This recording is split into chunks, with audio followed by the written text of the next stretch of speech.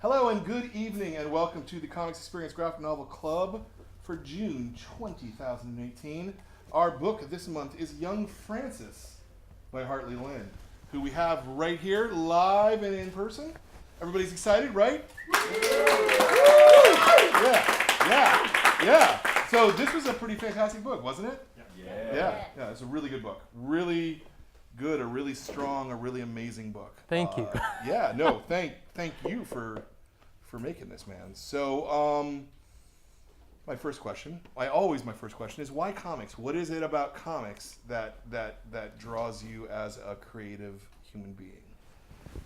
That's a really good question. I think, like a lot of cartoonists, I started reading comics really early, and it kind of it's combined in my mind with learning how to read. I think I began with Peanuts, and I would get my mom to explain what was happening in the strip. So it's kind of like a seminal thing for learning how the world works, and my vocabulary comes from X-Men. There are all these long words that I had to figure out what they meant. And I think also, like a lot of people, my comics reading kind of tapered off after I went into high school, but then it came back strong in university once I started reading like Chester Brown and Seth and Jimmy Corrigan was a big book for me. So comics has kind of always been there in the background of my life, and when I started making comics, I didn't really know what I was doing, but it became like a really important just art form, a way to express what's going on in my life. And like generally speaking, I have a terrible memory. I can never remember things that have happened in my life. Putting out this comic book series, Poe Pets, has kind of helped me mark what's happening, in any given year. Which is interesting because it's very self-indulgent. Sure. I know. It's like, well, no, I like that though because it took you 10 years to put out 5 issues. I'm slow, very slow. You're slow. Fantastic, but slow. And so that's an interesting way that you can actually like kind of mark the seasons. Like each issue of Poe Pads has rings or something that you can. Yeah, I think about. I mean, it's like it's all background, but it's. I think about the apartments I lived in for each issue. I have a little presentation for you guys, and in the presentation, I kind of focus on the first chapter of Young Francis. And it was a really exciting time for me in my life because I was living in this apartment in Toronto, and I had this kind of split identity. I was working in an office job for the Ontario government. I was a policy advisor. And I'd made the craziest decision I've ever made, which was to leave my steady job, right after the financial crisis. No one was leaving their jobs. People were like scrambling to hold on to secure work. I just left my job in order to do comics. It's like very dangerous, and I don't know. It was kind of an insane decision, but it was one of the most important things I've ever done. It was a very happy year for me, even though most of it was just working at like 2 a.m. in the dark in my little apartment. But what I came out with, like what the result of that was, I think it was like the seed of everything I do in comics. I developed my style. I kind of decided the stuff that I wanted to write about, and a lot of the tonal stuff and the things I care about in art came out in the first chapter of Young Francis. So I'll be talking about that a little bit. Yeah. So when you said that you read comics as a kid, I mean, and it's actually interesting. We're only probably about 2/3 of the cartoonists that we talk to like have a formative vision. Another third like didn't come to comics until they were in college or later. I think that's really crazy. When I meet cartoonist friends, when I meet friends who only started reading comics like 5 years ago and they're making great comics, but they don't have that, like I used to have a subscrition to Wizard and right? that kind of stuff. Wow. See, I wouldn't picture that from your work. I mean, like, no, I'm a huge nerd, but I never, I'm a really introspective person, so I never would go out to like Comic-Cons or anything like that. But I know a lot about like Bart Sears and Jim Lee. Okay. All right. But yeah, it was always like I don't know. It's like when you start having money to spend, like an allowance or whatever Yeah. it is, what you spend your money on is it says a lot about you as a person. Sure. Like I have my brother-in-law, he'd spend all his money on cookies to impress girls. And cookies? And it makes sense if you know him. He's like very sweet oriented. I spent all my mom's money on comics, and I mean, I feel bad about it, but it's something that it turns out I really care about. Yeah. So what's the first comic that you remember like actually connecting to? You know, like, because you know we all like, oh, I read a Hot Stuff or something, but like the one that you were like, oh my God, comics. I think it's going to be kind of lame, but it was the reboot of X-Men. It was Jim Lee and Chris Claremont, I think. Yeah. And it was really interesting because, you know, I was working back at the same time. I read that, and then I worked back into like, I don't know, Uncanny X-Men 287, whatever it was. But starting with that series and looking forward, like the first 8 or 9 or 10 issues, it was like I was discovering a world, and every character had this tragic backstory. Yeah. And it was so kind of seductive to me because I didn't really understand it, and also the emotions were new to me. You know, I was 11, 12 years old. Yeah. But there was like a complexity in it that I really wanted to understand, and it was very romantic. Like that's what I remember about it. Did you watch the cartoon when you were a kid as well? A little. That came a bit later. Not so much. Okay. Yeah. But it was fun. Yeah. No, I'm just, you know, again, there's a lot of in your cohort who are oh, the cartoon was the thing that really got me going, you know. Yeah, Jim Lee X-Men. That's good stuff, though. I mean, it is. He was at his peak as a, you know. Yeah, I mean, his style was kind of. It was almost like I don't know how to describe his style. It was like. It was perfect in a way where like everyone would want to emulate that. Yeah. It was almost like a, you know, kind of like the house style of I guess it became Image afterward. It became the house style, yeah. But it was so clean and like I don't know. It was very very nice. But also I think it was like probably the subtext of it was just having these Asian artist heroes. Like it was him and Jay Lee and like I think there were like Filipino artists like Will Portacio I think was Filipino, but you know I wasn't seeing that a lot in other realms of pop culture, so that was fun to see too. And now Jim Lee's like the head of I don't DC? know DC, yeah. So good for him. Yeah, exactly. Did you study art? No, I didn't. So I always wanted to do art, wanted to do comics, but I had it in my DNA to like put that aside. It was kind of like my secret life. I wanted to go to university and do something really practical. And I remember like I was in high school, my art teachers were really kind of pushing art school. And, you know, I loved it, but I just, you know, I'm like, my parents were immigrants. I wanted to do something really practical. And so in university, I guess the way I started making comics was I was trying to be a serious student. I guess I was studying like psychology and art history at the time. But then just out of boredom, it's like, it'll drive you nuts trying to be really serious about something. Sure. So I would do like, I would do these little gag strips for the campus newspaper. And this is how I started using my pen name, Ethan Riley. I just did this as a farce. It was a joke. I would photocopy a strip and then I would slip it under the door of the McGill Daily because I didn't know when their hours were. But I would slip it on the door, and then like the newspaper was pretty amazing. It was a campus newspaper, so it was printed on campus twice a week. So I would slip it under the door, and then within 2 days, it's printed in color on campus. And the first couple of times you see your work in print with your name, you know, my fake name, Ethan Riley, it's like, it's chilling. It's like, oh my God, it's like, it's real. And then it became a habit. and I never really introduced myself to the paper. I would just, for years, I just would give them strips, and I could tell that they liked it because they printed everything I gave them. I mean, their standards were pretty low. It's like a campus newspaper. But I could tell that they kind of dug it. So that's how I started. And it was actually, using the pen name was kind of funny because it was, I think, at least a couple years before I told like my friends, like, oh, you know that guy? That's me. I do that. But it was a fun time. Yeah.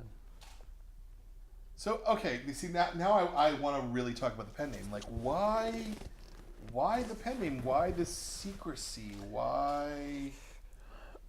So at the beginning, I guess it was just like out of embarrassment. Okay. It's like making art, no matter what level you're at, is humiliating.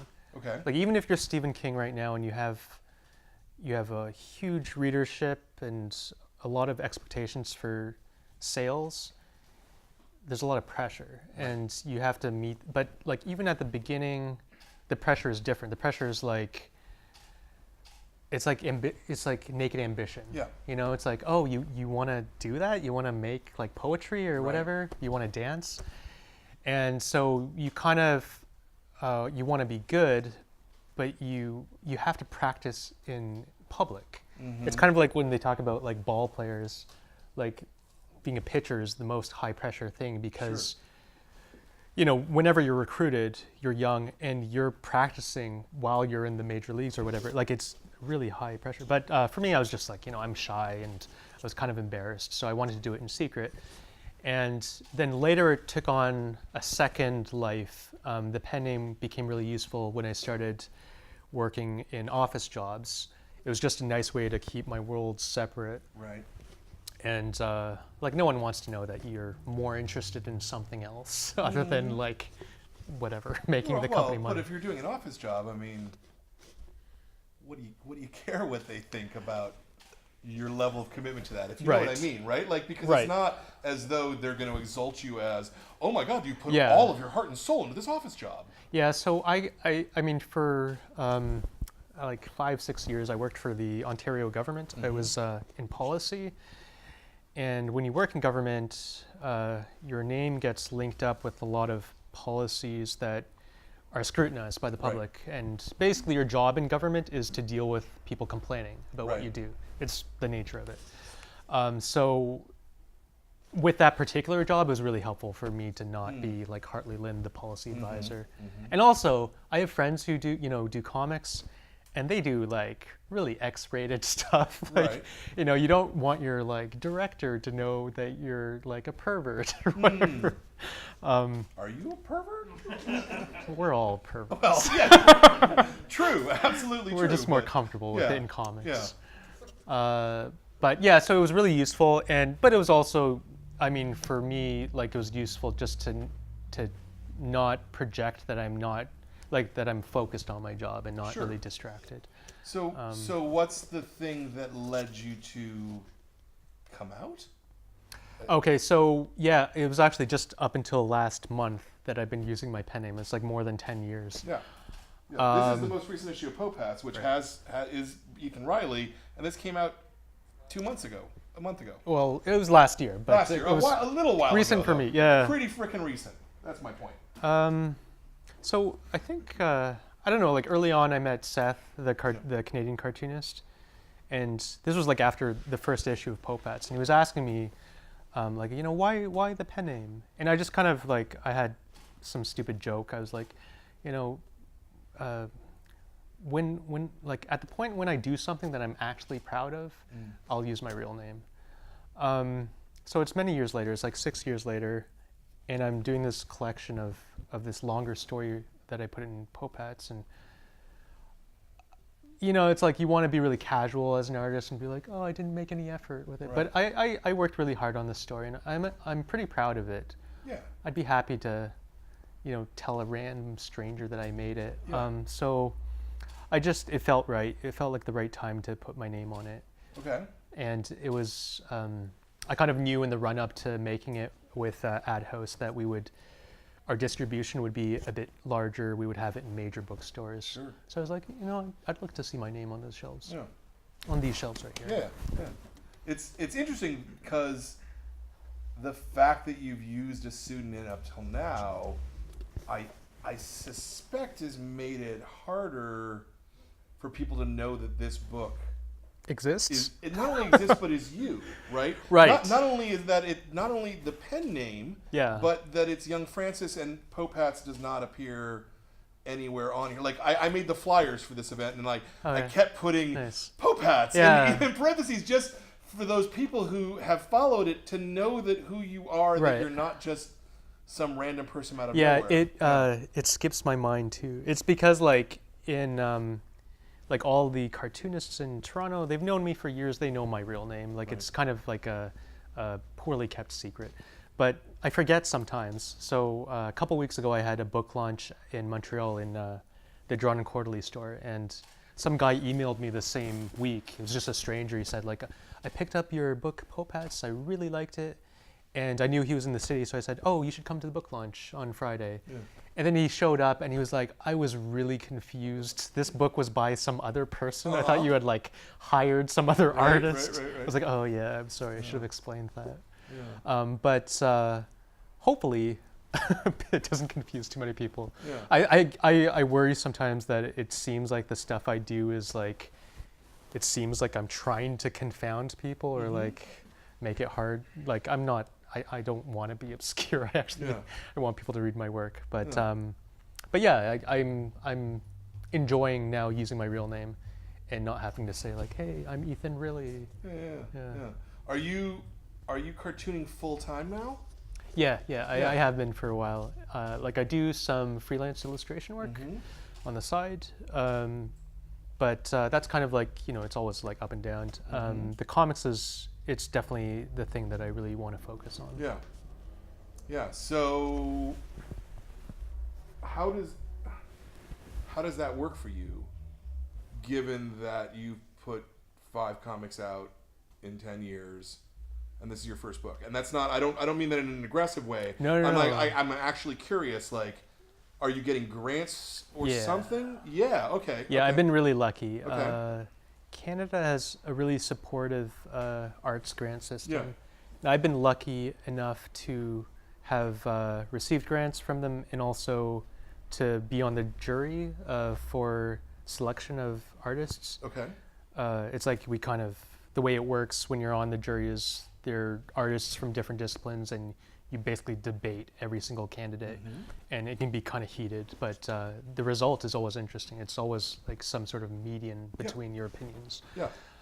But yeah, without that, I probably this book wouldn't exist, sadly. But at the same time, I'm kind of like, I'm cool with also, like I've made peace with, comics is a hard game if you want to like look at it in terms of numbers. Yes. So I just kind of like, if you really want to do it, you kind of have to make peace with that element of it. Yeah. And the way I view it is more just like having an ongoing comic book series. You know, my touchstones are like King Cat by John Porcellino. It's like he can have like a really rough patch of years or a really good time, and it'll all flow through his comics, and he'll always find a way to get it to you. Yep. You know, you'll self-publish it and you'll go to shows. And for me, that's heartening. It's like, it's like being able to, it's like a familiar voice. It's like an old friend every time a new King Cat comes out. So my approach with Poe Pets is kind of the same. It's like, no matter what I'm going through in life, I'll always be able to make a new Poe Pets. Yeah. You know, and I don't really worry too much about the money aspect. Sure. I try not to. Well, sure, but as a creator, you've still got to pay your rent. Yeah. You've got to eat. Yeah. I recently moved from Montreal, which is a really cheap city to live in, like super cheap, to outside of Montreal. I've moved to the woods. Okay. To Be to even cheaper. Yeah, Okay. yeah. But it's fun. It's always been kind of a dream of mine. That was just in December, and my wife hates it, so we're probably gonna move back. But I'm like, you know, it's like a cartoonist thing. It's like I'm so comfortable with quiet and just like stillness, and it's very peaceful out there. There are a lot of horse stables where I live. So, and I ask this because I'm truly fascinated, because obviously in America, we don't give grants to artists. That is not a thing that Yeah, happens. You know? I've always been curious about that. Yeah, no, everybody in America. Like there's the National Endowment of the Arts. Oh, sure. I mean, there's things like that which are few and far between. But Okay. but a working cartoonist is probably not going to get any kind of a grant or anything. So what if I percentage was of your in income is like there's always like a version of your philosophy that works for you. So if I was in America and I didn't have access to apply for grants, as it were, I think what I would be doing is finding a middle ground between my freelance illustration stuff and my comics. So I would be doing more editorial stuff for like the New Yorker. I did a really short comic with another humorist there, and that was fun to do. But if I was in America, I'd feel the pressure. I'd be like, I really got to pitch more stuff to the New Yorker and that kind of stuff. So I've, it's kind of a step back from that. I've given myself the luxury to not really worry too much about that. But we'll see. I mean, it's like you have to be flexible as an artist. So like in a year, you might ask me the same questions. I'll be like, I really screwed up my life. Like I've got to rethink this whole thing. It's all good, Yeah. I wish that America would support artists. I mean, clearly with our current administration, that's really, really unlikely to happen. But that sounds like a fantastic situation to me, like paying people to create and to create really wonderful work as well. I can babble on a lot, so let me go and see if there's some questions here. There's no immediate. Oh, there is. Okay, Michael. Hey, how's it going? Hey, thanks. I really enjoyed the book. And oh, great. Did anyone ever guess the Enneagram of Hartley Lin and Ethan Riley? The fact that it was an anagram. Yeah. So the question is if anyone ever guessed the Enneagram. That's a good question. I don't think so. I mean, it's hard to tell. So at the beginning when I started using it and I started publishing Poe Pads, it was actually kind of tough. And it'd be tougher today. It's like, because there's no level of privacy. Like that doesn't exist anymore. The bar is so low. But when I started, it was actually kind of the early days of Facebook. It wasn't that out there. It's been like a really dramatic change in the last like 8-9 years. So when I started, I'd have to like scrub the internet. Like sometimes I was once nominated for an award and the guy knew through artist friends of mine that my real name was Hartley Lin. So he kind of put it up on the internet and then I had to like write him an email and then it's like after enough occasions of that, I was like, I don't know if I can keep this up. Like this is really hard work to maintain this, charade. But actually after a while, it became easier. I guess just like the name took over and people just, didn't worry too much about it. So I don't think anyone guessed, but there was one person who knew both my names and only one person could tell that it was an anagram, that it was like the letters moved around. Did your parents know? Yeah. They knew that I was working on it. I think, but it's like, it's one thing to not understand the anagram thing, but I mean, the real thing to not understand is why comics. Like, no parent is going to understand that. Sure. So, I mean, my mom's been really sweet about it. She just I have an aunt who has been a career librarian for the arts. Like, she worked for the Chicago Art Institute and the Smithsonian. And she was always the kind of the cool aunt who never got married, and she's actually like a big reason why I'm into art, period. So there's like strains of that in my family where they're like, oh yeah, like, do your thing. But comics confounds everyone. Like it doesn't matter how successful you are. Yeah. You could be like, Mike Allred. I'm sure he has family who are like, what is this Mad Men thing? Yeah. You said that when you were a kid, you were really looking for role models who were like you, and so. I mean, I think that's like looking back in retrospect. Sure. But so I guess my question was though, do you think that using the pseudonym led people to believe that you were a white person? I was like a white dude? Right. Yeah. That wasn't. Sorry if that was a weird question. No. that's definitely like it wasn't the intent. A couple of times people have been like they see me at shows and they're like, I thought you were like a 50-year-old bald white man. Right. I was like, no, it's just me. But no, not really. I don't think. Yeah, it's really weird because like the internet as it is, it's always like image. You get linked up with the image, and no one's really questioned that aspect of it. Okay. Yeah, please. So, what made you decide to have a female main character? Yeah. So, is it okay if I repeat the question? Yeah, please. Please So repeat the the question question. is, what made me decide to use a female main character? Before Poe Pets, I actually introduced these characters in mini comics. I was doing these like zines and mini comics that I would bring to like these small press fairs in Toronto and Montreal.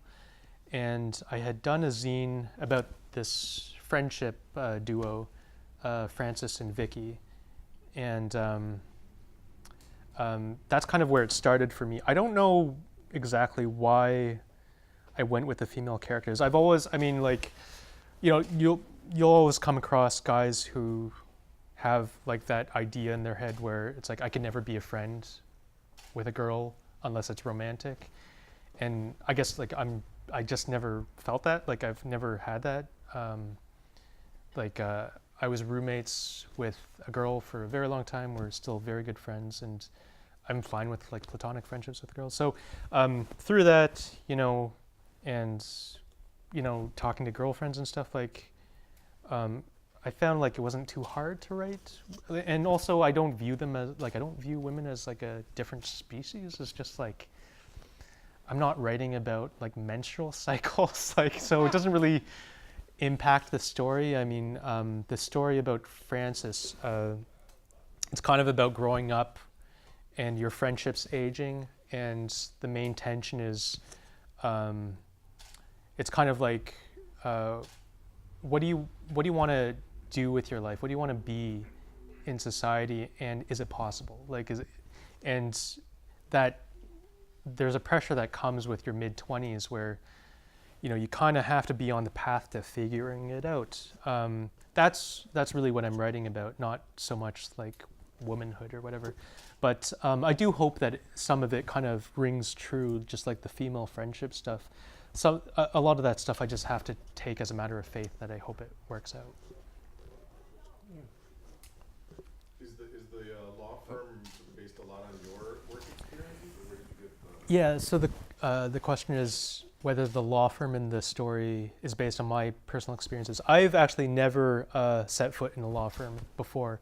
I did work for a government office, which of course sensitized me to like bureaucracy and office politics. A lot of that stuff can be transplanted through different companies.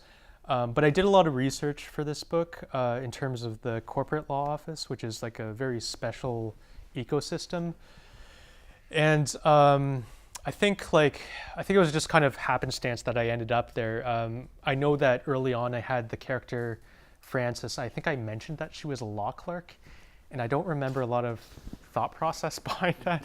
But after that, and I kept on going back to the character, it really made sense to me that I was writing a story about a law clerk.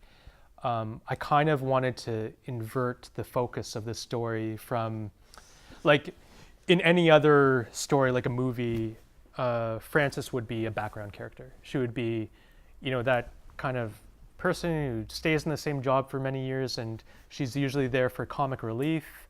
Like, she's either really wacky, like why would you want to be that person, or she'd be like, always the butt end of the office. But so the more interesting story for any other writer would be her friend Vicky, who kind of has this more traditional trajectory upward of becoming a fanciful artist. She follows her dreams. It's kind of more the story about like the American dream. But I wanted to write about this character that you would normally overlook, and I wanted to look at whether her life was as simple as you might think it would be, or more complicated, which is how I view it.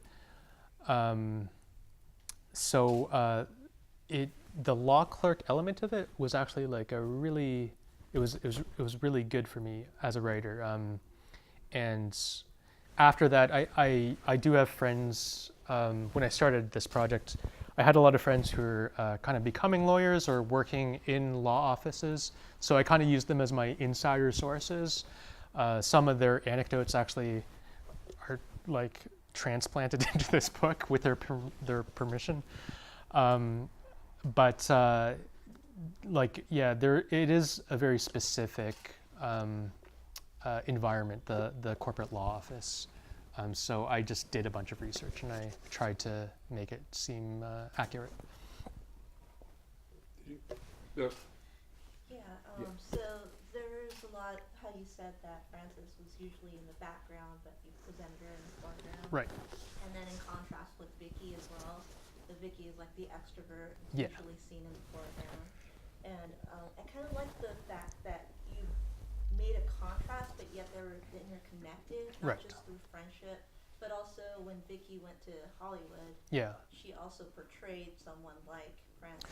Yeah, I was dealing with like, yeah, so there's like the classic contrast thing where I was writing about introversion and extroversion, and I find that there's no, it's like, I've had this duality with a lot of my friends growing up that like, I have really extroverted friends and I'm like the quiet person, but like in terms of our friendship, like it works out perfectly. Like there's no tension there. I think the thing that really links people is like their sense of humor, their like worldview, and whether you're like introverted or extroverted, that's like almost like that's genes, like you're born with that or not, in my view. So I was writing about that, but I also wanted to like, you know, when you write that kind of stuff, you get worried about like writing these cliched characters, like, you know, Vicky's the party girl and her life is so simple and you know, everything works out for her. And I don't think it's true in any situation where, you know, I was kind of writing about like things that have a veneer of prestige. So if you tell your family that your kid is now past the bar and is a lawyer, of course, whoever you tell are going to be impressed. They're going to be like, oh, great, they've got like a lot of job security and like, you know, they're on their way to whatever. But I was trying to detail how it might not be the case. Like there are some first-year lawyers in this book that have a really hard time and they might throw everything away because it's just too hard. It's like super competitive and it's a stressful life to live. The same thing with Vicky. I was like, would it be easy to like have a career in acting even if you were given great opportunities? I think like not so much. I think it'd be like a lot of pressure, and especially for like it shouldn't be the case, but for a young woman, like their career there might be like a time frame to that. It might be hard to get roles when you're 40. So I wanted her to like reflect a bit of reality, like kind of like the darker reality of working in Hollywood. It's all about, you know, kind of growing up and coming to terms with what is actually available to you in the world.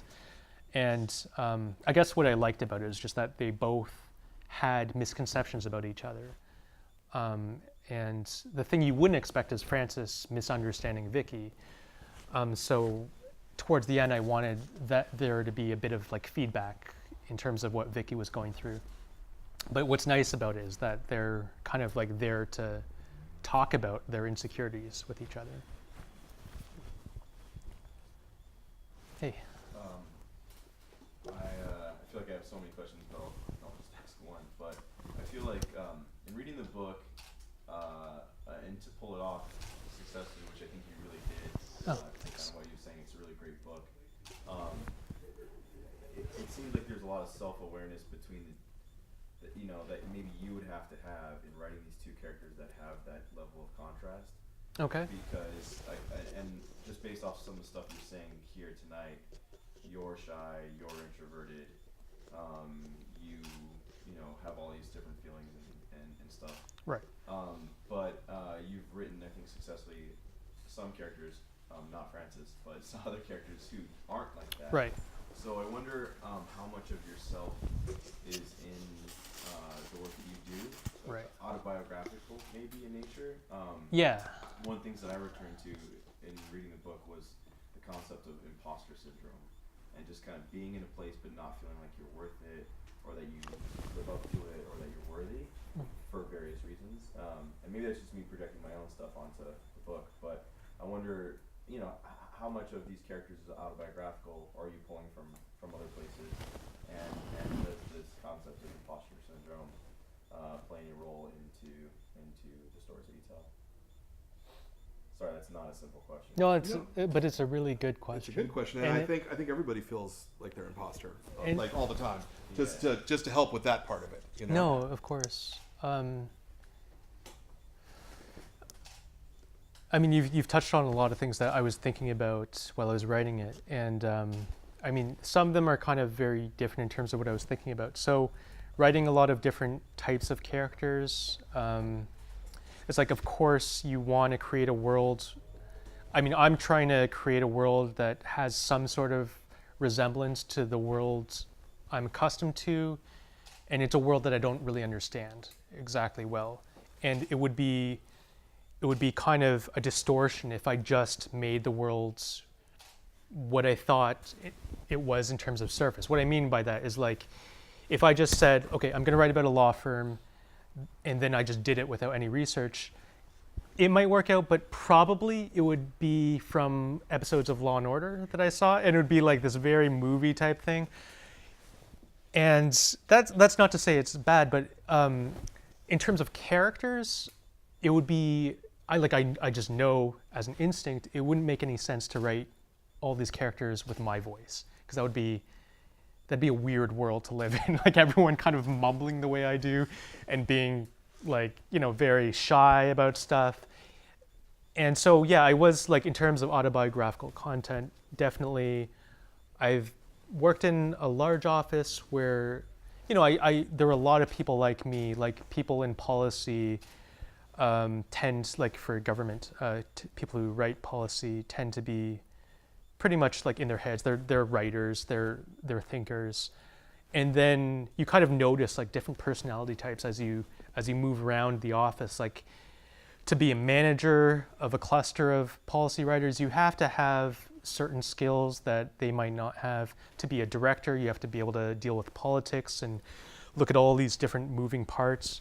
And to be a figurehead, to be like I worked closely with our assistant deputy minister, who kind of runs the show behind the scenes. Like, they're not like the face of the operation, they're not the minister, but they just do the work. They lead projects and they respond to issues. You see a lot of different character types, and I could and then talking to friends who worked for law offices, I knew that there were kind of the same things going on. So I tried to write towards that. I tried to write towards characters that were definitely like, they have like stronger skill sets in terms of like, sometimes it's like just motivating people to do stuff. Sometimes it's manipulating people. But whatever it is, I don't want to write them into a cliche. Like, I just don't want them to be some sort of like TV thing. And like, it's hard to avoid that sometimes. But so like I guess the most eccentric character of young Francis is probably Francis's boss, Marcel Castonguay. So he's kind of like, I mean, just visually, he looks like alien. But at the same time, it's like, I'm writing about people whose existence is their career. And then for a young person, you see that, in terms of role models, and you're faced with like this dilemma. It's like, I think I might be able to help out with that, or I might be able to work up to that, but do I want to become that person? And so he's an extreme version of like, work is life, and there's no work-life balance. It's just, that's my existence. And when you see people who are like, I don't know, we're in like San Francisco, so there's a lot of like tech like CEOs who are probably like that. They're like, they live and breathe their work, and there's no option to not do that. but I tried to breathe a little life into him because, you know, as you get older, you see people get sick and die, and he's kind of experiencing that too. So it can be kind of a lonely life. But, you know, it's weird because, like, I don't want to, when you write stuff, you don't really want it to be like a clear, like, these people are bad and like you should do this with your life. You kind of want it to be just like everyone has their own thing, and you know there's good and bad, but it's like, you know, the thing about the law office is like it's an ecosystem, and it kind of works because there are people, because people are different, you know, and people find their own roles within that system, and the main kind of dilemma that drives young Frances is whether she wants to step out of her quiet introvert role and take on this like bigger commitment to this system that she's seeing like flaws within. Sorry for rambling so much. But that actually almost sounds like doing a comic to me. In a lot of ways, right? Yeah, I mean, comics is so like casual. It's Sure. like, it's so relaxed. Like, it's. But still, you're taking the thing that's your own private thing, and then you're deciding whether to bring it out to the world. And yeah, in terms know? of like stepping out of your shell. Yeah, it's. I mean, for me, it's been kind of an interesting ride. Because like I'm friends with artists, and some people take to it really naturally. Like, you know, like people like Seth, they're just natural raconteurs. And,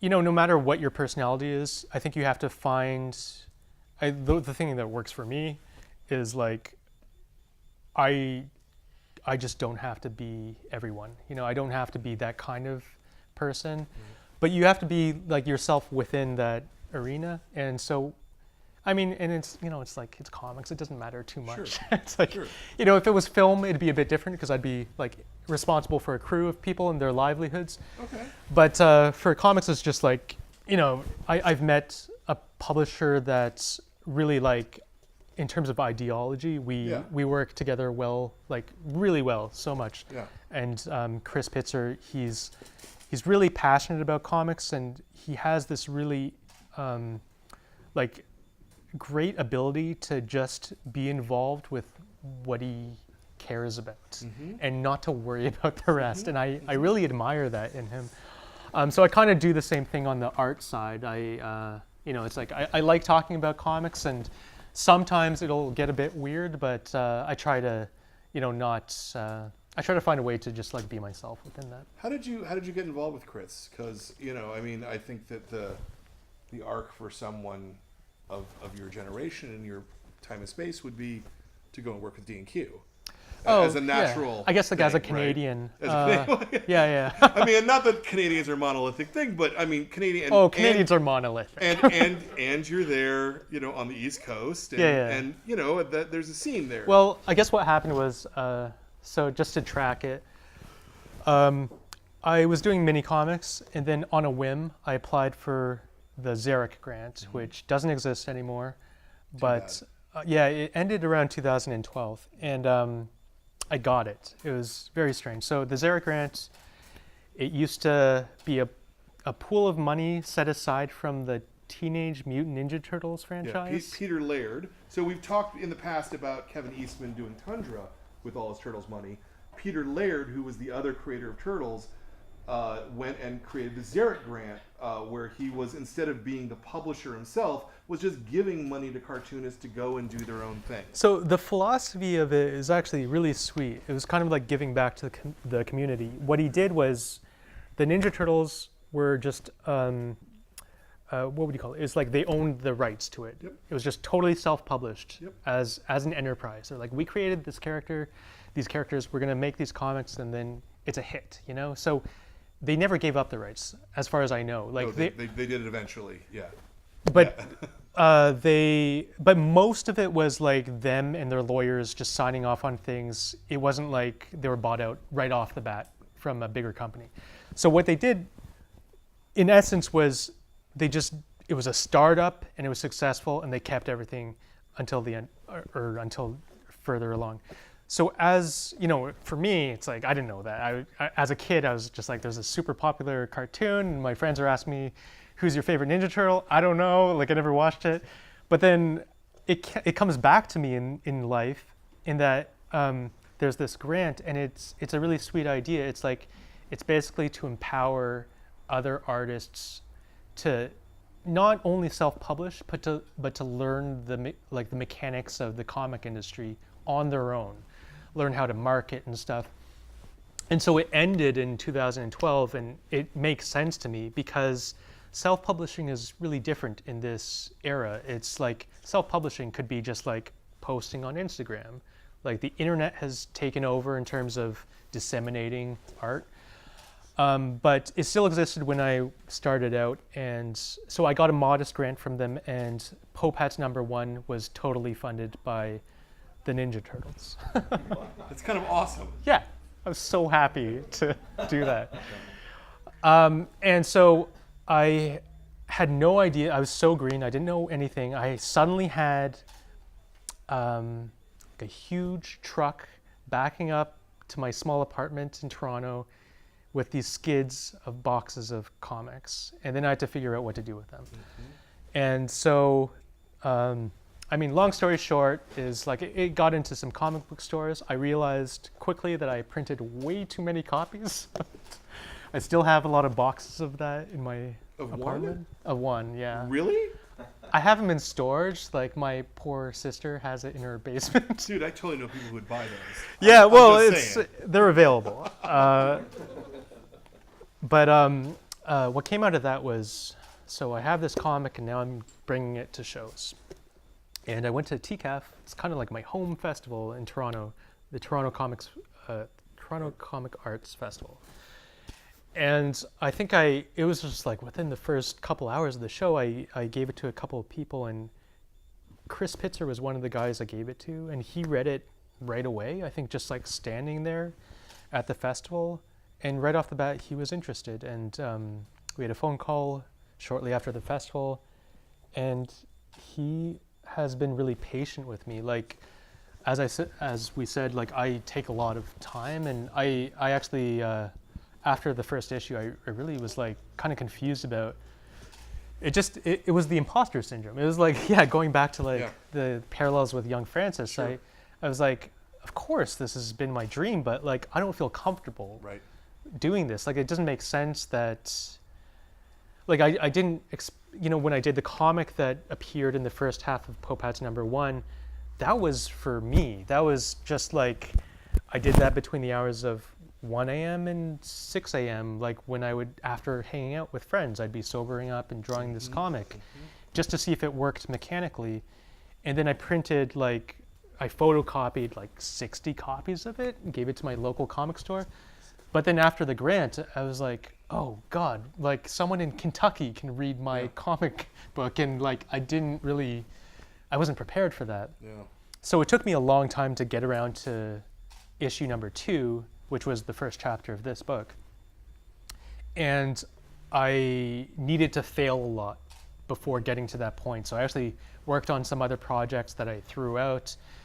And then I kind of I made this really roundabout journey to figure out what I wanted to do with comics and my style. And Poe Pets 2, the stuff that's in there, was the first time that I was actually like, I think I've figured out most of the stuff that was troubling me in the past, the stuff that like I really want to focus on in comics. Like I really want it to be super accessible, but kind of writerly, just like really easy to read because it's mostly dialogue. I had a lot of rules that I had set for myself, and so this is like years later. Sure. And Chris Pitzer was like, he's very positive with me. He's like, sure, I'll publish that, and he's been like that since. And he's been very, he's been kind of like really accommodating because I try to give him the full package. I just want it to be proofread, everything designed, every page worked out before I give it to him. And then often he'll receive a comic, like a submission from me, and you'll send it to the printer in 2 days. And I don't think that happens Yeah. often No, it in doesn't, comics. yes. Yeah. But he's very trusting Yeah. in that respect. Yeah. I wanna talk about craft, but I wanna just for one more minute. Poe Pets, the title. Is that where did that come from, and do you regret it right now? Do you know what I mean? Because I don't. it doesn't say anything necessarily. Yeah, I like that. Yeah. Okay. I'm fond of it. Okay. No, I was always disappointed when I heard stories about Peter Begg Yeah. regretting the title Hate. Yeah, he hates that age. Because I loved the Yeah, title Hate. yeah. It was just so perfect, Yeah. and it kind of summed up his, it's a very Generation X. But Poe Pets, I wanted just like a catchy title, and it just makes me laugh. Like it's kind of irreverent. It's like, I think status symbols are really funny, and I'm not writing about religion, and I'm not like criticizing religion, but it's funny that there's a fancy hat that the Pope wears. Yeah. So it's just like a catchy title. Yeah. Okay. Yeah. All right. So let's pivot to craft, and I think that maybe this is where we jump Yeah. to. Yeah. We're gonna talk as long as we talk. Okay. That's all Yeah. good. No, I just We can go, don't want we to can hold go. you guys for you too guys long. are all right, right? We're enjoying this conversation here. Okay. Okay. Cool. Thanks. Yeah. Thanks So yeah. So let's. Yeah, I let's appreciate you pivot. guys being here with me. We have a presentation here that Hartley has done, and then we'll talk a little bit about some specifics there. So I think I'm just gonna, for the start, I thought it might be fun just to do really short readings. These are 4-panel comics. They're each 4 panels, so they're very quick. If you blink, you'll miss them. And then I'll talk about some background about young Francis. So these were published in Carousel magazine. Morning Thoughts. I'm sorry about this thing. It's going to show up and then disappear every time. I'm totally relaxed. I'm the first appointment of the day. I don't have any issues with the dentist. I'm not one of those people. I'm just trying to remember a dream I had. Mysterious arguments with forgotten friends, a closeness with people I can barely imagine. Where did this all come from? Just a trace of a feeling now. Let's take a break. You're gripping your hands. They're white. Creative people. In town, I hold friendship office hours at the few coffee shops I know that still exist. There's a muffin there. You're not missing much at the bottom of the panel. But I eventually get tired of asking about new projects and sneak off to see Mason's solo show at PS1. Mason was a real abusive shit to everyone I cared about when I lived here, but I find his show delicate and serene and quietly impactful. I stay until the gallery kicks me out. Is it better to like art more than its creator, or the other way around? Street view. I froze when I saw it approach, the Google van and its crown of cameras. Hey, someone works for Google here. I carefully noted the intersection where I stood at the time. After a long month, they finally updated their map. The clothes and stride were mine, but it wasn't me. He was at least a foot taller. They didn't even blur his face. Eventually, I found the real me walking down Adolf Strauss in Berlin's wedding district. I admit I haven't been myself lately. Other people, this is the last one. A virus kept me away from other kids. For years, I had to stay at home doing hateful, random-seeming homework and existing only in the most abstract sense. Once I was back in class and near other people, there was anxiety. Any whisper of conflict between friends gave me stomach cramps. I threw up constantly. Finally, after we sorted out that nervousness, I went deaf for a period of time, for no reason at all, total quiet. Of the 3 conditions, I greatly preferred the last. It's like, as an artist, it's really bugging me that you can't see the bottom. So it's like, I spent time to draw that. So I guess like, one thing, like looking back when I was putting this together, I figured out that I like to write about situations where a character loses their sense of control over their environment and their future.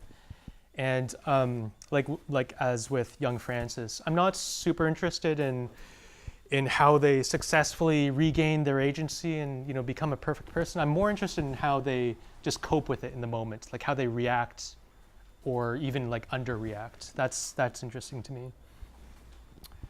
Yeah, so this is my comic book series. We've talked about that a lot. And the chapters of this book appear in the bottom 3 issues, 2, 3, and 5. I took a break with 4 because I was having a hard time writing 5. It was like the hardest thing I've ever done, writing the second half of this book. So I took a breather. I just gave myself permission to just write short stories for Poe Pads number 4. And that was really creatively helpful. It was like the best thing I've ever done. So once I finished that and went back to, like I had thrown out the script I did for number 5. Once I started again, I was like more focused. I was just rejuvenated. It all worked out in the end.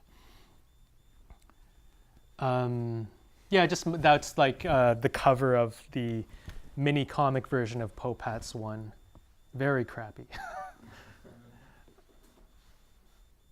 That's my cubicle when I worked for the government of Ontario in Canada.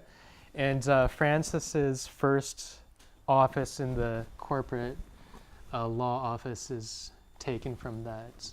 At this time, I remember it was like, weirdly enough, this was before I was working on comics like in earnest. I definitely was thinking about this story because my password for the network was Francis 2009. Like every day to log in, I typed that out. Very strange.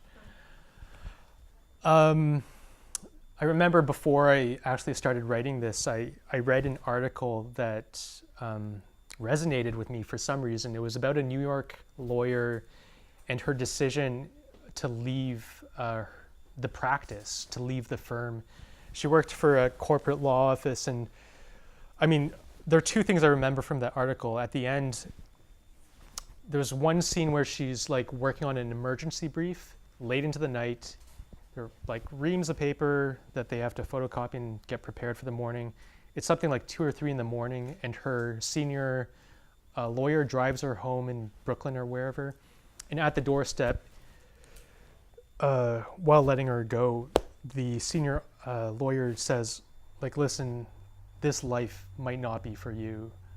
And it did not benefit him to say that to her. And she kind of took it to heart. And it was kind of like permission for her to say, like, yeah, this isn't really working out. But so that's one thing. The other thing was my memory of that article is where I got the anecdote about the ceiling tiles. So it's like Francis finds the young lawyer, Nina, admiring their boss's ceiling tiles in his office. And as she says later, you know, it means more window. It signals you're progressing toward partnership and profit sharing. If you're not displaying your hunger, you know, as a young lawyer, you're dead in the water.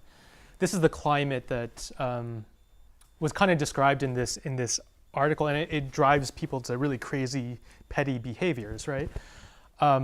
So once I started writing this, and I was reading a lot of similar articles, I could never track down this one article. It still kills me. I never found it, but I was kind of vindicated because I did a show in DC, and someone had heard about my comics, and she told me, "Oh, that detail about the ceiling tiles, that's so true." Like, she was a managing partner at her firm, and she told me, like, she was responsible for a reorg of the firm, and people are like, you know, yelling about desks and office space. So I felt like, oh, it's good. That was true. In terms of design, so it was really fun to do Poe Pets 2 after a lot of like personal failures artistically, because I was like, oh, it doesn't matter now. This will be my last comic. I'm just gonna do what I like. Something that I like a lot is like typography, like really punchy typography, but with like some sort of idiosyncratic element to it. In the center, there's a Korean a cigarette pack, this plus, and I just liked it so much. It just didn't make any sense to me that there'd be a whale on it. So I just drew it straight up for the back cover of Poe Pets 2. And I had a friend whose girlfriend was Korean to translate that stuff just to make sure I knew what I was putting on my comic. It just says, you know, cigarettes are unsafe. It's like the normal stuff. But this kind of stuff, it's like what I like about the format of comics, or at least the type of comics I make, is there are no rules. It's like the most weirdly free art form. No one's going to tell you you can't do that. You know, so long as you're not like infringing on copyright or you know, defaming people, you have a lot of room to run around. So at the bottom there is, it's like a noir film, Hell is a City, the title card to it. I just really liked how the alignment is like askew. So I just stole that for my chapter titles, White Noise Machine. And yeah, Poe Pads 2 is where I started to feel like, oh, these pages are kind of like, it's working for me. These are the pages I thought I was, in like the back of my head, these are the kinds of pages I can make as a cartoonist. Another thing I discovered while working on Poe Pads 2 is, I guess, where my interest lies as an artist. And one thing that's really important to me, it's not really important in terms of all comics. Like I like a lot of comics that don't have this, but for me it's important is, it's like atmosphere in terms of sense of location. I think all of my favorite like albums and just any kind of piece of art has this strong kind of like haunting quality, which is the place where it comes from. So Toronto plays in strongly with my book, but I didn't want it to be where like you had to know Toronto to understand what's going on in the book. This was a page I was actually really happy with when I finished it. The two characters, Francis and Vicky, are basically just walking from their apartment to the neighborhood bar. For me, it was so nice because I successfully drew this path that I'm used to walking in Toronto, which is walking up Ossington and turning a left on Bloor. And I felt like I kind of captured what it's like to walk on Bloor Street. And then they end up at their neighborhood bar. So at this time, I was in the habit of taking a lot of photo references. This was kind of like before Google Street View was like really commonplace. And then I would like, because I knew in my writing of these scenes that, you know, it has to take place at this one place. Like it's just the right bar. It's not popular. It's not really impressive, but it's where they would go to. So it's kind of depressing. It's got that like lone sign above it. So I was happy to work that in. Also at the bottom there, that's the hotel where the senior partner Castonguay lives. It's next door to the firm. This came from a friend who used to work at a firm, and she's actually a really, I guess, important printer in Toronto. They go by the name Color Code. But she had a boss who, strangely enough, lived in a hotel right next to where he worked. It was like, I don't know why you would want to do that. So I took photos of the place. I just pretended to be a guest there and took photos. And then I kind of exaggerated it a bit for the comic. So I made like this dining hall a lot larger. And then she's just finished a demeaning task, or she's in the middle of one. And she's thinking to herself, there's no grace in maintaining someone else's fantasy worlds. I have to start ruthlessly building my own. What kind of grown man lives in a hotel? More like autobiographical stuff. This was a park I walked by every day to get to the subway to work. And this is also an homage to a baseball manga that I like, Cross Game, Mitsuru Adachi. I just really like how the atmosphere of like drawing like a big spotlight. And it's like something familiar to me too. Some art stuff, I guess process stuff. Are there any cartoonists here? Tentative, yeah. We've got lots of people who will watch. Sure, yeah.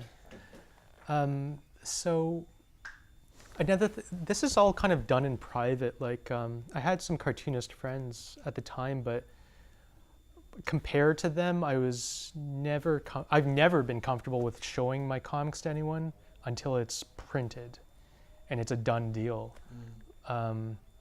So one thing I figured out while drawing Poe Pets too is I always have this methodical approach to drawing a panel, which is, I learned later there's kind of like a term for it. It's like a hierarchy of information. I always draw it in the same order. Whether I'm like thinking about it or not, it's always the same order.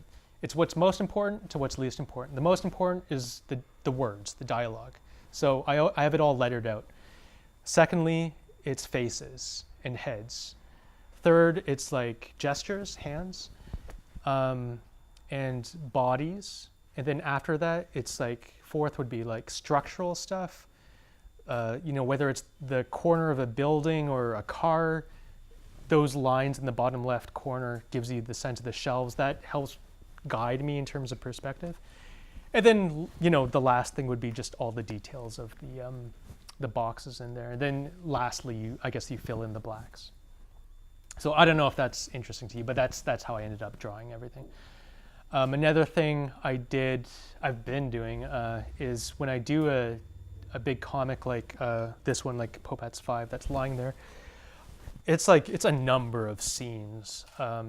And when I have an early draft in my mind of what happens in the scene, I'll create these little scene titles, very like not poetic titles, just like elevator scene with Kaplan or roof slab. And then I'll put them in order so that I can move them around just to understand what kind of flow is created by them. I have an idea of like what scenes are short, what scenes are long. And if I have too many long scenes together, I know it's going to just ask a lot more of the reader. What I did with the last chapter of Young Francis, you might remember the two characters have like a long distance phone conversation. They actually have a series of them. And these are very long scenes. There's like a lot of dialogue. And I knew it was like a big ask. And it was kind of a leap of faith for me because my instinct would be like, this is too long. This is running.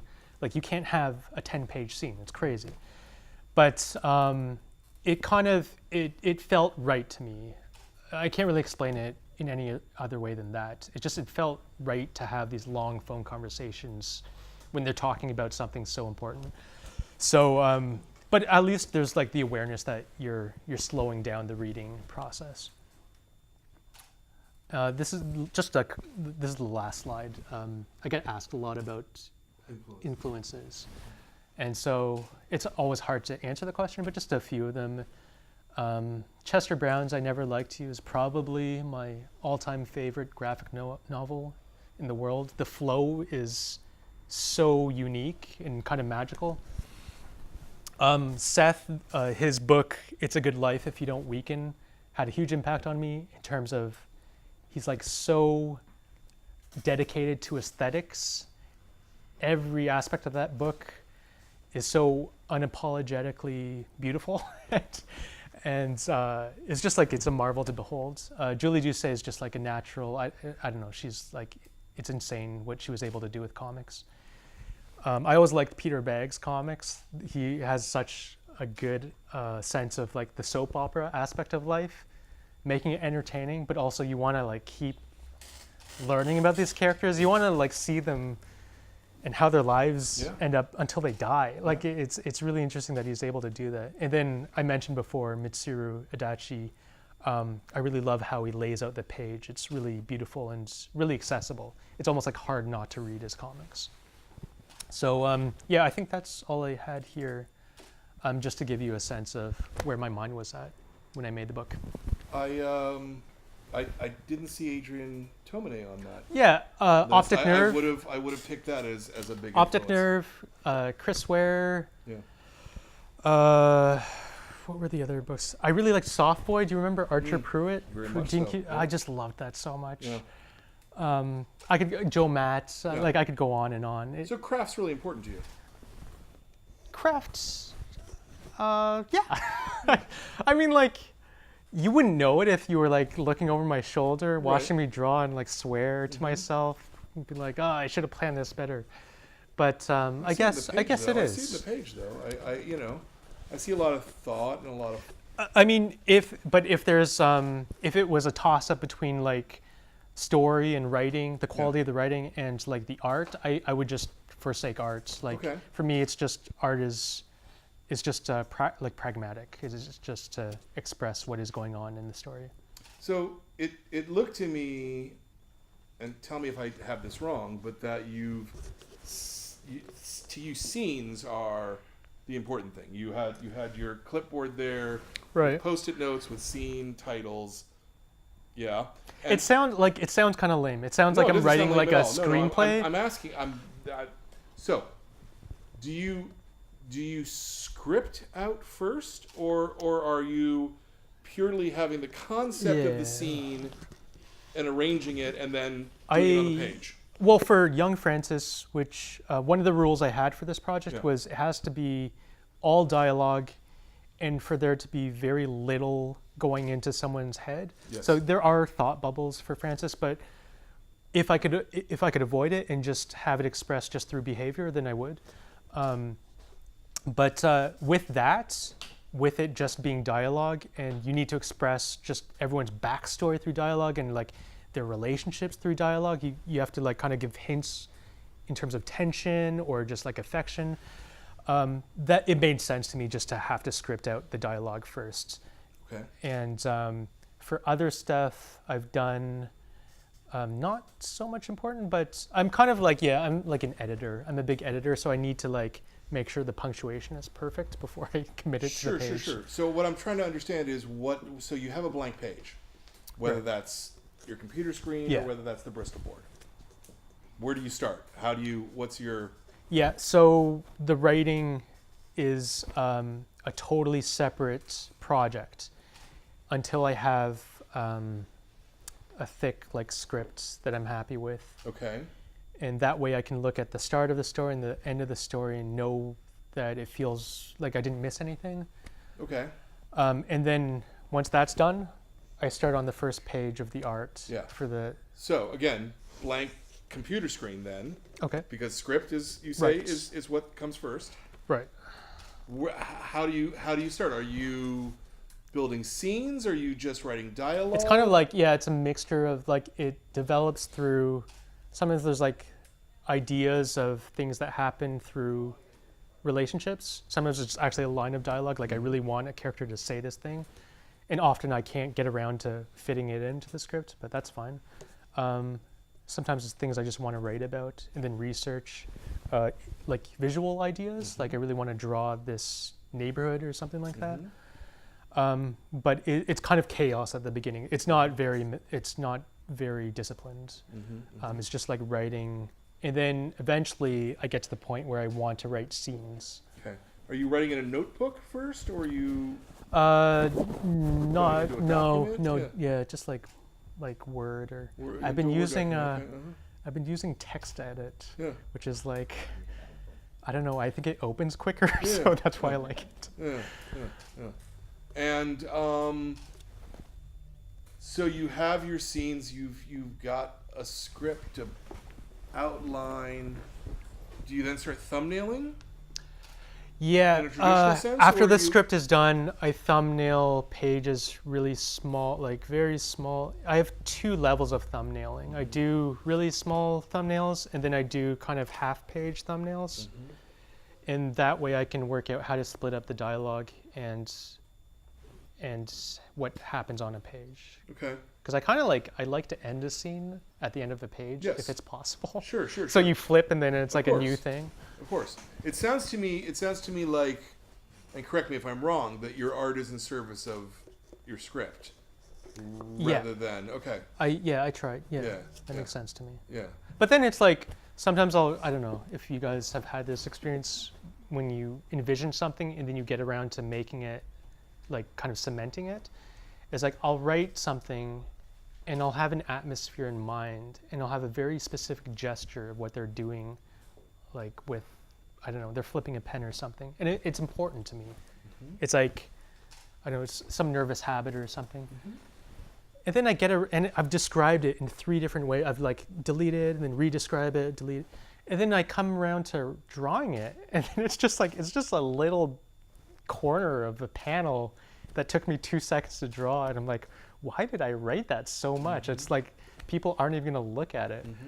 But it's kind of a different art form. Like making comics is very different than writing a script. So although the writing is really important to me, in the end, what you work out on the page, if it doesn't flow well, you have to get rid of it. Like it has to make sense, and it has to work out in terms of parceling out information by panel. Some things you think will take a long time to express in comics, and then it's just 2 panels of the book. How many pages do you throw out? None. I think none. Okay. Yeah. Well, just because you said that. If I work on a project and I don't like it, then I'll throw out the whole thing and no one will ever see it. Right. But Well, that was what I was asking. Like of your work product, of what you're producing, like what percentage of it do you throw away? Not too much. Lately, it's been better. Yeah. I think that was kind of like growing pains at the beginning. But now I kind of like, I don't draw until I'm fairly confident about something.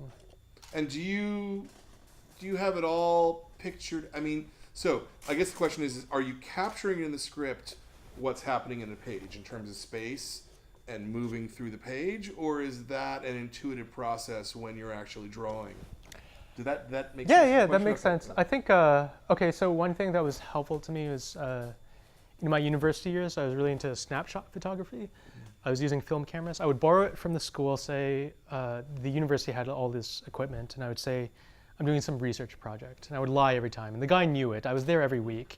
And then I would just take photos of my friends getting drunk, like really stupid stuff. But I was just like, it was just obsessive. It was like I needed to take photos of everything.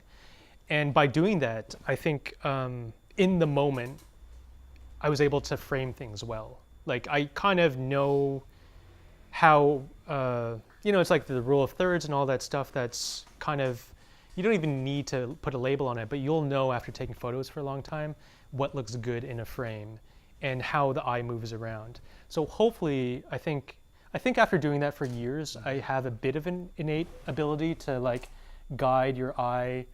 Like if these figures were dead center in the frame, I would know that it would look awkward. There'd be a weird tension. It would just look strange.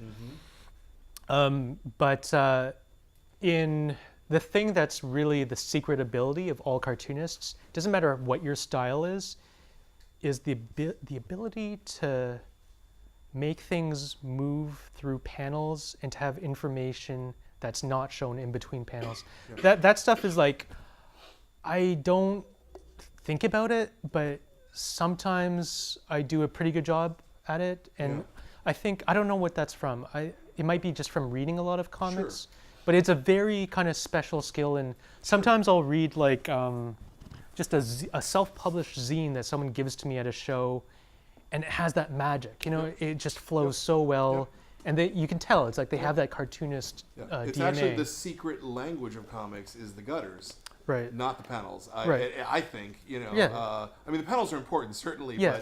but to lead a person from one panel to another and let them fill in the space in between is the thing that truly is magical about comics, that no other art form does that. It's like such a strange thing because like you're doing all these things at once. Like you're being a filmmaker, you're being the writer of the screenplay, you're being the costume designer. Like I had to learn what, like girls in their 20s wear. Like I had to be like, oh, they wouldn't wear like what I wear. It's gotta be nice.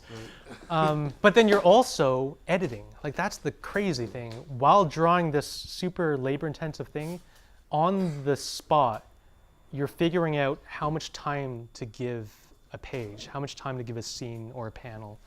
And I think that's the hard stuff. Yeah. So to be kind, you're not a fast artist or a fast producer. Yeah. You may be a fast artist, I know. So this is my question. No, yeah. Is when it comes to actually rendering it, right? So there's 2 processes, I think. There's the visualizing it, and the conceiving it, and then the rendering it and the physical work. Okay. So how does it break down for you? In terms of time or in terms of time, sure. Well, I'm kind of like old school, so I just, it's pencils. I don't even use blue pencils that disappear when you scan it. I use just pencils, and then I ink, and then I erase the pencils, and then I scan it. But I mean, it's really boring. There's no magic to it. It's just No, like it's not boring. It's fascinating to me, at least. I pencil the They can be bored. page, I'm and then when I ink it, it's kind of weird. It's like the way I feel I am is like I'm just an obsessive editor. So I'll pencil the whole page, and then next day I'll start inking it. But when I ink it, I actually erase the pencils and redraw the pencils because I realize like that, yeah, per panel, it's like, I feel like, you know, when you ink it, it's kind of like the last thing you do. It's like the last, it's like if you're doing a live album, it's like the performance, you know it's going to be on the album. You have to do it right. So Right. inking is the thing that fixes it. Right. And so, yeah, if I think something is like a little bit off, I'll redraw it. Sometimes redraw the whole like perspective. And then the inking is actually pretty quick. Yeah. It's pretty Okay. like, it's pretty quick and kind of careless. Like Yeah. I don't worry if I go off the line or whatever. Do you go all the way through and pencil the whole thing? Do you pencil and ink in starts and fits? I try to pencil the whole thing, but I've done it both ways where, I mean, yeah, I've done kind of all versions of it. Mhm. Usually I pencil, the page is totally penciled before I ink it. That's a definite. And the lettering, The lettering, where's that come in the process? this minutia can't be interesting to anyone. It's interesting. It's interesting. I think it's interesting. Okay, so this is I don't know if anyone else does this, but so I've got the script and I've got the thumbnails. So I have an idea of how scenes lay out on the page, and it works out to me because like I can look at, I can't read it as a book, but the thumbnails look like, it looks like how the book is going to be laid out. I can flip to the last page and see it. Yeah. And then with that, I know how much dialogue needs to be placed on the page. So I have a general idea about that. And then looking at, you know, the second version of the thumbnail, I'll actually mark out just like the start of dialogue and the last word of it. I'll kind of balance it out on the page. Like this person's saying a speech, so it's okay to have a lot of dialogue in this one panel, but otherwise this other scene's really quick, so just like more space. And then with that, before I even start drawing, penciling, Yeah. on the page when I get it, I'll have markers for how big the panels are. Mhm. And before even drawing the people in it, I'll letter Okay. in ink. So Okay. I'll fix that onto the page. And then the whole book in the end becomes just white space and inked words. And I could actually read through the book. You're the first person I think who's told me I- they do it that way, and I love that. I think that's fantastic. So you set out panels, and Yeah, then I kind of draw around the wow, words. that's so. It sounds crazy. No, it doesn't sound crazy. It just sounds like you might hit. They're hit a prob- problem. they're right? definite like, problems. Like, oh my god, I can't draw the thing that I need to draw. Yeah, like so, and especially the way I draw bubbles, word bubbles, most people kind of just cram it all up to the top of the, Yep. and they do that throughout the book. But for me, I kind of like it to be more dynamic, and like I try not to use the top. So I'll have like dialogue here, and the panel's bigger than that. But then when I come to drawing around it, I'll be like, that dialogue is where that character's head has to be. Like there's no space for the character's head or shoulders. So sometimes it's kind of cool because it sometimes channels me to like, or challenges me to kind of like rotate the perspective a bit or find another way to work it out, maybe have the character off screen, but it doesn't happen often enough that it's a problem. It's usually like one in every 5-6 pages. But you're locked at that point, right? Yeah, In your head, right? I Like mean- you're not gonna get rid of the lettering. And I've and redone reletter? I've Okay, redone okay. lettering before, yeah. but I mean the thing about drawing a book, it's got to be imperfect. Like you can't. There are some artists who are perfect. I'm sure, like Chris Ware. I'm sure his page is exactly what's Right. scanned and printed in the book. Right. But you have to give yourself some freedom. I don't have any intention to sell pages, so I'm not precious about them. I just kind of want it to be as close to. I want it to be 90% when I scan it, and then I'm happy. And then I'm happy that the book's out. And then the book becomes the real intention. Like for me, the original art doesn't matter at all. Mhm. Like whatever's in the book is exactly how I want you to read it. Yeah. And just confirming, all paper and ink, right? You're not digitally manipulating. No, Yeah. sometimes I'll shift stuff. Like Right. sometimes I draw an eye too close to the nose, and I'll just Mhm. move the eye. Mhm, Like mhm, I'll mhm. give myself the ability to Mhm, cheat a bit. mhm. But That's an editing but- process rather than a yeah, design yeah, that's process. editing, and it's Mhm. also it's personal preference because I just don't like being on a computer. You know, it's like I worked for years in an office job, and after you come home, you don't want to be in front of a computer. Mhm. And for me, like doing art, it's like, why would I bring myself back to that hell of Yeah. like being clicking and like, Mhm. I don't really like Photoshop, so I try to avoid it as much as possible. Yeah. Do we have any questions here about craft? Oh yeah. We got Okay, now Yeah, about craft. no That's problem. fine. It doesn't have to be about craft. I'm just, one of the things that I had noticed, and I was wondering if it was conscious, is that there's little to no mention of family. Oh yeah, that's really that's so cool that you picked up on that. There are two rules I had for myself with. That's amazing that you picked up on that. Like there are two rules that I had for myself in writing this project, which was one was I wanted to keep it external. I wanted to be outside of kind of like bird on or fly on the wall. You just hear what the people are saying, and then I wanted the reader to infer like what to think about these characters. So it's all dialogue. It's all just scenes, different rooms. And I'm not telling the reader what to think. The other rule I had was what I learned, it was my takeaway from kind of like failing in trying to write and draw a project before that, which was to contain the sprawl.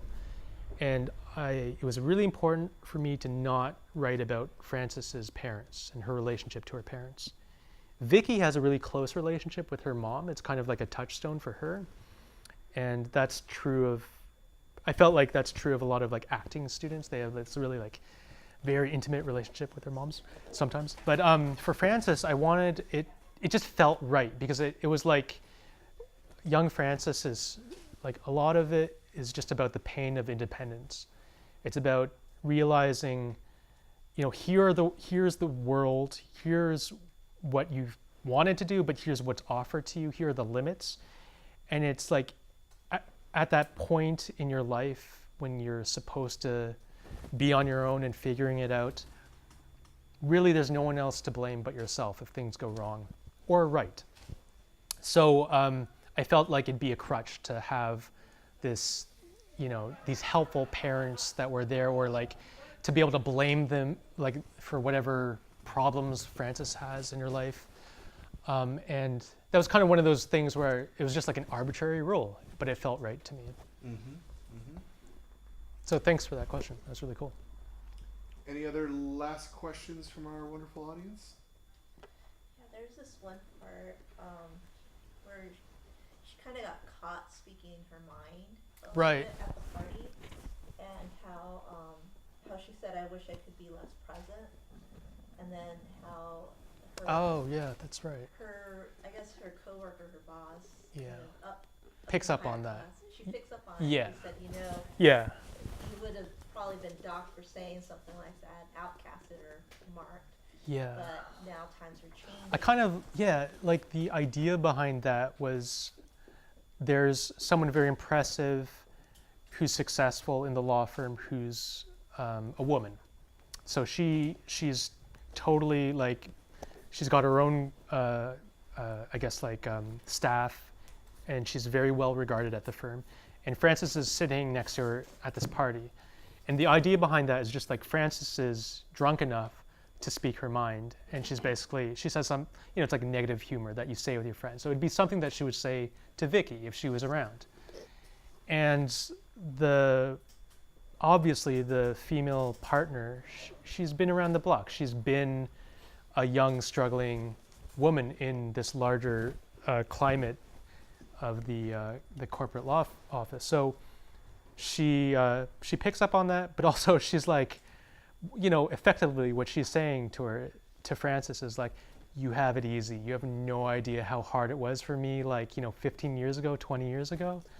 And I thought that would be kind of like, kind of like a fair representation of where, people my age end up in an office, and we might complain, but, to be honest, it might be, miles ahead of where they were, 20 years ago or something like that. So it's kind of like, and it's also just like contrasting, it's like women who are not on the same page. Frances is on one side, but this partner basically has figured out a way, but at the same time, it might not be a good life for Frances. So it's just kind of representing like this like larger society through characters. Yeah, I kind of saw it like her kind of giving her that responsibility, Frances that responsibility. I feel like times are changing. She said something like, you're living in the age of civility. Yeah, right. And Yeah, it's kind of a joke, right? Because like Right. it doesn't seem very civil. Right. But yeah, it's I mean, as I said, it's like when I try to write about something, it's gotta not be one dimensional. It's gotta not be just how I feel about it. I have to show different sides of it, because it's kind of a complex picture.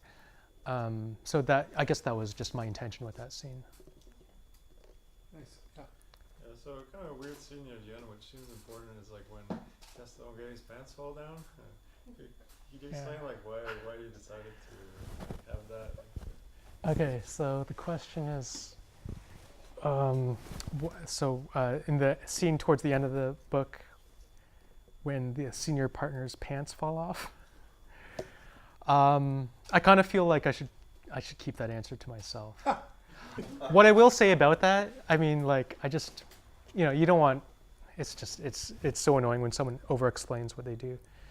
But what I will say about that is when I wrote it, I was like, this is ludicrous. I can't draw this. Like, no one will take me seriously. But then the more I thought about it, like, just after going back after weeks and months, I was like, this has got to be in the book. Like, it's just so right. So there's another writer, like a comic, I guess like a critic, Rob Clow, who has like a whole theory about it and links it with another piece of dialogue, and I think he's pretty on the mark with it. But I know it's up to you to, yeah. I think that's maybe a good place to. Yeah, end. no, I like that. And that was we're thinking the same way. So our book this month was Young Frances. If you're watching this at home and you haven't picked up this book, this is a fantastic book. Everybody agrees? Yeah.